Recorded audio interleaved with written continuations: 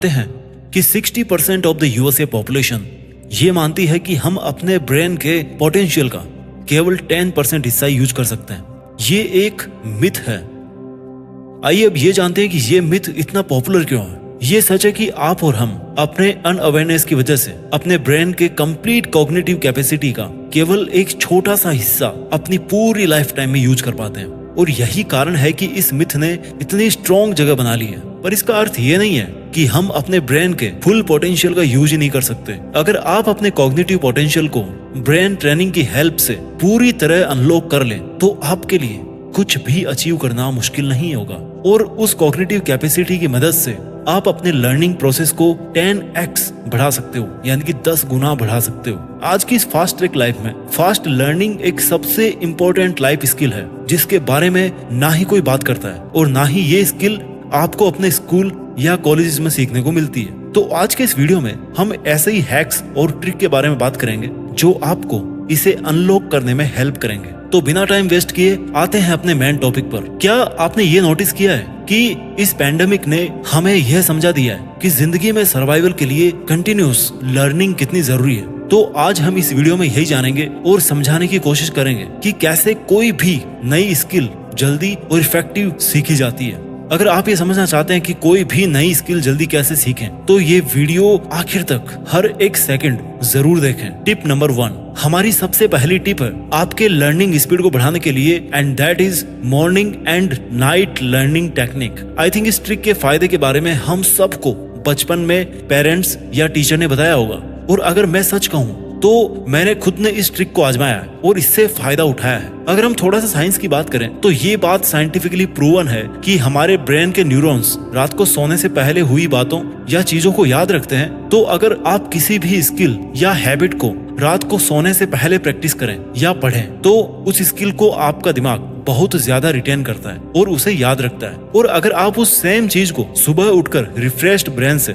वापस से पढ़ते हो तो दिमाग उसे अनलॉक कर लेता है, या वापस से उसकी प्रैक्टिस करते हो तो आपके दिमाग में वो चीज बस जाती है और आप उस चीज को लंबे समय तक याद कर पाते हैं, लंबे समय तक आपकी उस चीज पर पकड़ रहती है। यदि यही प्रैक्टिस आप कुछ समय तक लगातार करें तो आप उस स्किल या हैबिट को बहुत जल्दी डेवलप करेंगे और उसे रिटेन कर पाएंगे, जिससे आपकी जो लर्निंग की स्पीड है ना वो बहुत तेज हो जाएगी और आपका दिमाग उसे गहराई में लॉक कर लेगा, जिससे आप उसे भूलेंगे नहीं। टिप नंबर 2, आज की हमारी दूसरी टिप है 100% फोकस्ड लर्निंग एंड प्रैक्टिस। आप में से ज्यादातर लोग कोई नई स्किल सीखने को तो उत्सुक रहते हो पर उसकी प्रैक्टिस नहीं करते हो, और यही कारण है कि कुछ भी ब्रेन में रिटेन करना मुश्किल होता है। लर्निंग की स्पीड बढ़ाने के लिए सीखना, प्रैक्टिस और इम्प्लीमेंटेशन करना बहुत जरूरी होता है। हमारे साइंटिस्ट भी कहते हैं कि आपका सीखना यानी कि आपका जो इनपुट है दैट शुड बी 40%, और जो आपकी प्रैक्टिस है यानी कि जो प्रैक्टिकल काम आप कर रहे हो, आप उसको इम्प्लीमेंट कर रहे हो, जो आपका आउटपुट है दैट शुड बी 60%, यानी कि आपकी प्रैक्टिस ज्यादा मायने रखती है, और यही प्रोसेस आपकी लर्निंग को स्पीड अप कर सकता है। लर्निंग के लिए 100% फोकस क्यों जरूरी है, इस बात को अगर एक एग्जाम्पल के जरिए पे समझे तो ज्यादा बेहतर समझ में आएगा। क्या आपको याद है कि जब बचपन में आप साइकिल चलाना सीख रहे थे और आपका ध्यान डिस्ट्रैक्ट हो जाता था तो आपकी साइकिल लर्निंग प्रोसेस ब्रेक होती थी और आप शायद एक छोटे से एक्सीडेंट का शिकार भी हो जाते होंगे। यही थ्योरी हमारे लाइफ लॉन्ग लर्निंग पर भी अप्लाई होती है।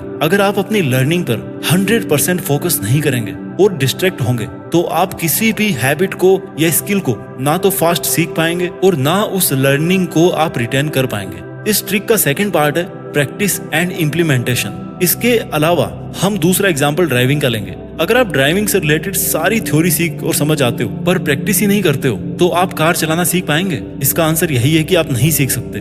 कोई भी लर्निंग प्रैक्टिस और इम्प्लीमेंटेशन की डिमांड करती है। अगर आप कोई भी स्किल, हैबिट या इंस्ट्रूमेंट सीख रहे हैं और उसकी लर्निंग को कहीं इम्प्लीमेंट नहीं कर रहे हैं, उसको यूज नहीं कर रहे हैं, उसकी प्रैक्टिस नहीं कर रहे हैं, तो आपकी जो लर्निंग है ना वो इनकम्प्लीट रहेगी, कमजोर रहेगी। आप ना तो उसको रिटेन कर पाएंगे और ना ही उसको रिकॉल कर पाएंगे। आज की ट्रिक नंबर 3 है रिफ्लेक्टिव टीचिंग।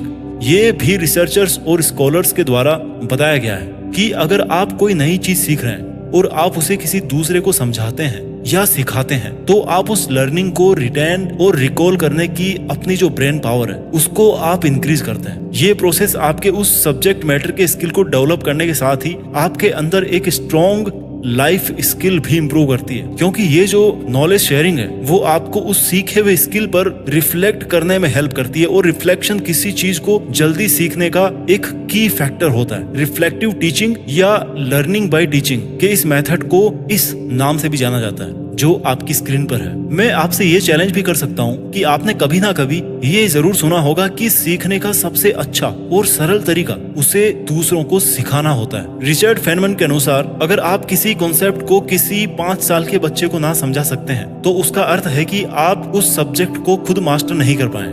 हमारी आपके लर्निंग स्पीड को बढ़ाने के लिए 4th ट्रिक है पोमोडारो टेक्निक। ये टेक्निक आपके ब्रेन के अटेंशन स्पैन टाइम के अकॉर्डिंग काम करती है, जिससे आपका ब्रेन किसी चीज को जल्दी और लंबे समय के लिए कैप्चर कर पाता है। इस मेथड को फ्रांसिस्को सिरिलो के द्वारा लेट 1980s में डेवलप किया गया था। ये एक टाइम मैनेजमेंट का तरीका है जो आपके लर्निंग स्पीड और फोकस को इम्प्रूव करता है और आपको किसी भी चीज को याद करने में, उसको जल्दी सिखाने में आपकी हेल्प करता है। इस टेक्निक का रूल यह है कि आप एक टास्क लेंगे और उसे 25 मिनट्स के लिए घड़ी के अलार्म के साथ में करेंगे। उसके बाद आपको 5 मिनट का ब्रेक लेना होगा। यह पैटर्न आपको 4 बार रिपीट करना पड़ेगा और उसके बाद में आपको 30 मिनट का एक लंबा ब्रेक लेना पड़ेगा। इस तरीके को फॉलो करने से और एक शॉर्ट टाइम स्पेन के लिए पूरे फोकस के साथ किसी एक चीज को करने से आपका ब्रेन उसे अच्छे से रिटेन करता है और ये आपकी लर्निंग प्रोसेस को इम्प्रूव करता है। ये मेथड मल्टीटास्किंग की जगह सिंगल टास्किंग को इम्पोर्टेंस देता है। हमारी 5th टेक्निक का नाम है चंकिंग या learning by micro to macro.